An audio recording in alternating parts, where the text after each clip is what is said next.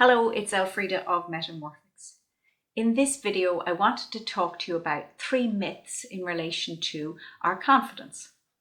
And so people often come to me for support in helping them to develop their confidence.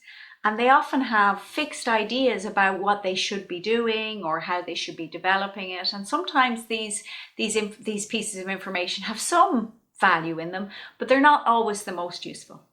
So the first myth that we have when it comes to our confidence is that some people are naturally confident.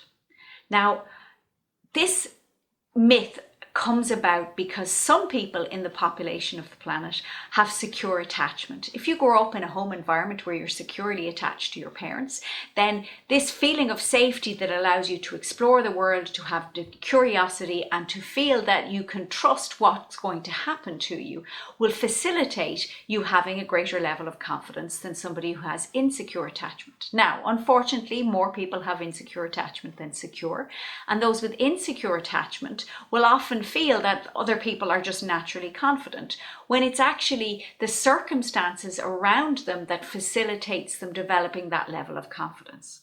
So if we want to develop our confidence, that's about creating a level of safety and security. So when we're supported by people who care about us, people who we can trust, when we have effective feedback from people about how we're showing up, and when we work on developing our own level of trust within ourselves, then our confidence naturally begins to build. And that is not because somebody is naturally born more confident than another. It is to do with the circumstance. And so we do need to consider, what is the circumstance that we are trying to be confident in, and what do we need to change to make things better?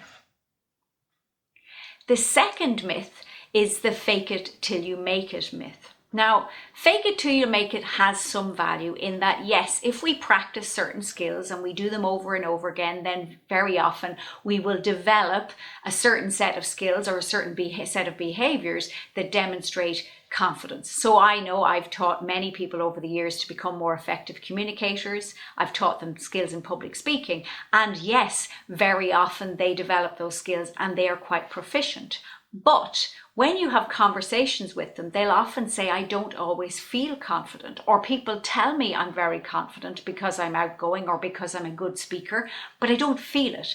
And that's because the fake it till you make it is a top-down process, in that it's often to do with how we're thinking. It's often to do with us thinking about certain behaviors. It's a more of a cognitive behavioral process than a bottom-up process. Now, a bottom-up process is working on ourselves somatically. So this is about developing a sense of what confidence is, exploring how do we stand, how do I hold my posture, what am I actually experiencing inside myself when I'm triggered, and what is the process that occurs that's affecting my confidence. In my experience as a coach, there is always an internal narrative of I'm not good enough, or what will they think, or I can't do this. Now, those things often have a physical representation in our body, and there's often that capacity to separate from that and have a conversation with ourselves to reassure that part of ourselves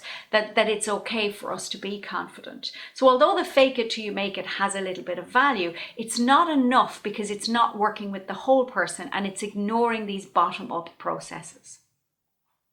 The third myth is about success. And often people say the more you do something and the more successful you are at it, then the more confident you will feel. Now, again, a little bit like the last one, this has some value, but it's not a fully rounded thing, because in my experience, when I work with people will often have been very successful in their lives, be very, very confident, and then something changes and they will say to me, I lost my confidence. You may have said it yourself. I hear it all the time. I was working for years and then I took time out to have my children and now I've lost my confidence. I was doing really, really well, then my relationship broke up and my support network disappeared, and then I lost my confidence. So if we focus solely on success and use that as a measure of how to feel more competent and more confident, then we're ignoring the fact that we need to work on our confidence so that we can stay confident even when things aren't going exactly as planned.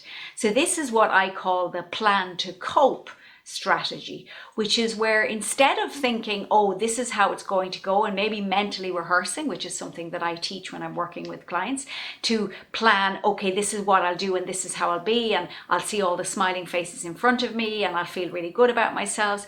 That's great, except we also have to plan for what do we do if it goes wrong? How do I hold on to my confidence if people laugh at me?